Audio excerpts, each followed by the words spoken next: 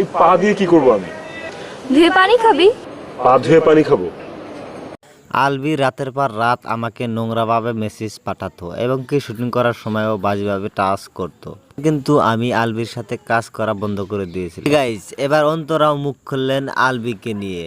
তো কিভাবে আলবি অন্তরাকে বিরক্ত করত এবং কিভাবে পাশ কাটিয়ে গেত, চলুন বিস্তারিত জেনে নেই।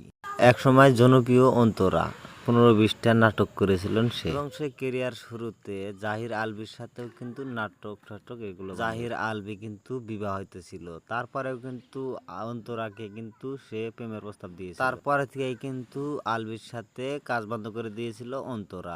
এতদিন অন্তরা আলবির বউয়ের কথা চিন্তা করে এখনো কিন্তু মুখ খোলেনি। কিন্তু কি আর করবো গাইজ, পরিস্থিতি খুবই খারাপ, সেই জন্য কিন্তু অন্তরা মুখ খুলতে বাধ্য হয়েছে।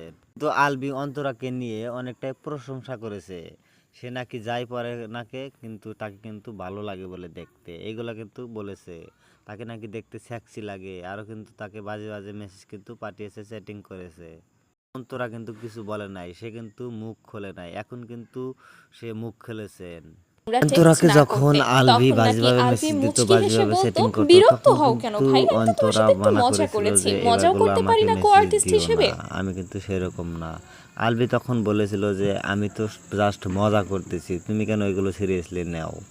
অন্তরা কিন্তু সব মুখ সহ্য করে নিয়েছে, এখন কিন্তু সব ফাঁস করে দিল। সে নাকি তাকে বাজেভাবে মেসেজ করছে, বাজেভাবে অনেক প্রস্তাব দিছে।